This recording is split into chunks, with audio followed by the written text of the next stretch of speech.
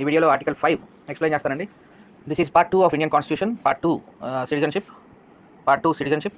ఈ citizenship part 2 citizenship part 2లో మనకి ఆర్టికల్స్ 5 to 11 ఉంటాయి. 5 to 11. ఇప్పుడు నేను ఈ వీడియోలో ఆర్టికల్ 5 ఒకటే ఎక్స్ప్లెయిన్ చేస్తాను. I will go article by article. ఓపిక ఉండాలి. So kindly learn the subject. Citizenship at the announcement of the constitution. Citizenship at the announcement of the constitution అంటే మనకి సిటిజన్షిప్ కాన్స్టిట్యూషన్ స్టార్ట్ అయినప్పుడు సిటిజన్షిప్ అనేది ఎట్లా ఎవరు సిటిజన్స్, ఎవరు non citizens. At the commencement of this constitution అంటే మన constitution start అయినప్పుడు, at the commencement of this constitution మన కాన్స్టిట్యూషన్ స్టార్ట్ అయినప్పుడు అంటే 1950 January 26th కంప్లీట్ ఫుల్ ఫోర్స్లోకి వచ్చింది. కొన్ని సెక్షన్స్, కొన్ని ఆర్టికల్స్తో November 26th 1949లో కమెన్స్ అయితే కాన్స్టిట్యూషన్ January 26th నుంచి 1950 ఫుల్ ఫోర్స్లోకి వచ్చింది constitution. So at the commencement of this constitution అంటే ఆ రోజు నుంచి every person who has his domicile in the territory of India అంటే ఇక్కడే నివాసం ఉన్న వాళ్ళు అందరూ కూడా ఎవ్రీ సిటిజన్ డొమిసైల్ అంటే నివాసం in the territory of India వాళ్ళు ఒకరు ఎవరైతే నివాసం ఉందో డొమిసైల్ ఎవ్రీ సిటిజన్ వాళ్ళందరూ కూడా every person who has his domicile in the territory of India ఎవరికైతే ఏ పర్సన్కి అయితే నివాసం ఉండి మన టెరిటరీ ఆఫ్ ఇండియాలో ఉన్నారో వాళ్ళకి ఎండ్ అన్నాడు ఇక్కడ. And clause A, clause B, clause C. ఇక్కడ మనం క్లాజ్ ఏ ఫస్ట్ చూస్తాం. ఎవరైతే టెరిటరీ ఆఫ్ ఇండియాలో పుట్టారో వాళ్ళు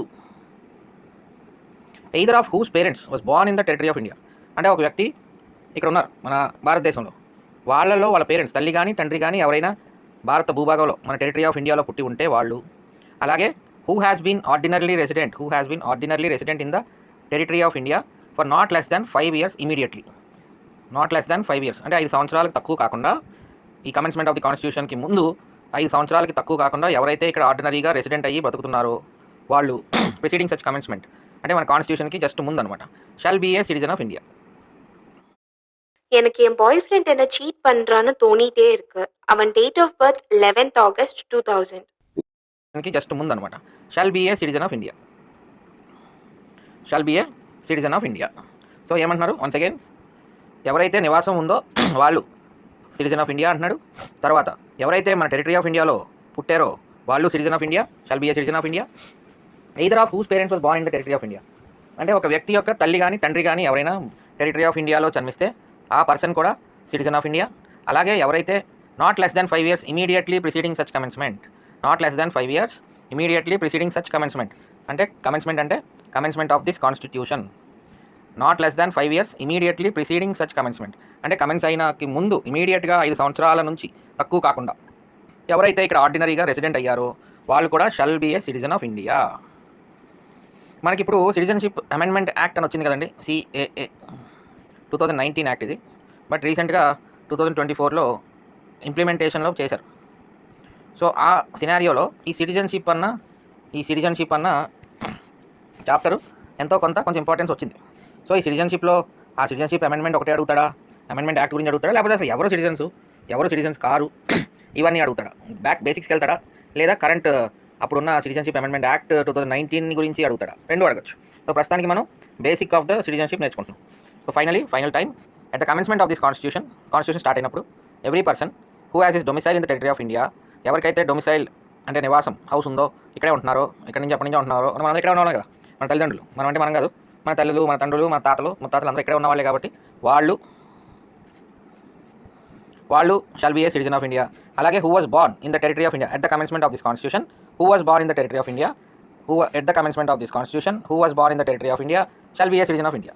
అదే కదండి, ఎవరైతే ఆ కమెన్స్మెంట్ టైంలో పుట్టారో అంతకుముందు కానీ తర్వాత కానీ వాళ్ళు shall be a citizen of India.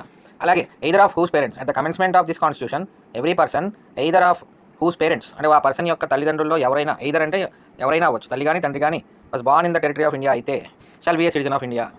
ఆ తర్వాత C clause who has been ordinarily resident మామూలుగా ఇక్కడ నివాసం ఉంటున్నాడు, వేరే చోట నుంచి వచ్చి ఉండొచ్చు, ఇక్కడే ఉంటున్నాడు in the territory of India for not less than 5 years immediately preceding such commencement అంటే మన 1950 January 6 నుంచి వెనక్కి 5 years తక్కువ కాకుండా ఎవరైతే ఇక్కడ నివాసం ఉంటున్నారో shawl be a citizen of India. ఇదండి ఆర్టికల్ 5. ఆర్టికల్ 5 మీద I was able to find one question.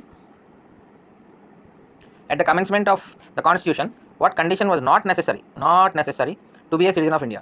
Domicile of India ఉండాలి, born in India ఉండాలి, whose parents were born in India ఇది ఉండాలి, ordinarily resident of India for not less than 5 years immediately preceding such question చూసారండి, డైరెక్ట్గా ఆర్టికల్లో ఉన్న statements అన్నీ తీసుకొచ్చి ఒక క్వశ్చన్ కింద ఫ్రేమ్ చేయడం జరిగింది. ఇవన్నీ కూడా నేను సొంతంగా తయారు చేసిన క్వశ్చన్స్ కావు. ఏదర్ యూపీఎస్సీ క్వశ్చన్ అయి ఉండాలి, లేదా సమ్ అదర్ పిఎస్సీ, అంటే ఒక బుక్లో చక్కగా ఇండియాలో ఎక్కడెక్కడ పిఎస్సీలు జరిగినాయి అన్నీ ఇచ్చాడు అనమాట. సరే అది బీపీపీఎస్సీ అంటాడు, UPPSC, I can't do that. ఇంకా నేను I just took the questions and I type them. So ఇక్కడ ఏంటంటే 4 కూడా అంత డైరెక్ట్ స్టేట్మెంట్లోంచి ఇచ్చాడు, డైరెక్ట్ ఆర్టికల్. ఇక్కడ ఏంటంటే all the given options are necessary to be citizen of India at the commencement of the constitution కదా. ఇందులో ఏమీ లేదంటూ లేదు, అన్నీ ఉండాలి. ఇందులో ఏదన్నా సరే సిటిజనే. So article 5 of the constitution explains that at the commencement of the constitution every person shall be a citizen of India, every person who had domicile and also fulfills one of the 3 conditions. If he was born in India, if either of his parents was born in India, or if he has been ordinarily resident of India for 5 years కాదు, for not less than 5 years. ఇలా కూడా మనల్ని అడిగి ఇబ్బంది పెడతాడు. For more than 5 years, for exactly 5 years, for not less than 5 years అని. So ఇది question I was able to find out. అంటే కొంచెం సిటిజన్షిప్ మీద క్వశ్చన్లు తక్కువే కంపారిటివ్లీ విత్ ఫండమెంటల్ రైట్స్ కానీ ఇంకా అక్కడి నుంచి డైరెక్ట్ ప్రిన్సిపల్స్ అంటే you find number of questions in every question paper. అవన్నీ ఓకే. ఇక్కడ మాత్రం ఐ ఫైండ్ లెస్ క్వశ్చన్స్. ఇది క్వశ్చన్ మాత్రం దొరికింది. ఇది చూడండి, ఇట్లా పెడితే మీకు ఎగ్జాక్ట్గా ఈ క్వశ్చన్కి ఆ పైన ఉన్న ఆర్టికల్కి ఏం తేడా ఉండదు. ఓకే, అంతే కదండి. పైన ఉన్న క్వశ్చన్కి ఈ ఆర్టికల్కి ఏమీ తేడా ఉండదు అనమాట. ఎగ్జాక్ట్గా అలాగా ఇక్కడ నుంచి చూడండి, డొమిసైల్ నుంచి ఆ 4 స్టేట్మెంట్ అలా పెట్టాడు అంతే.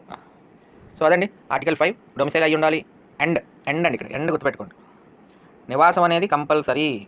ఆర్ అని అనలేదు.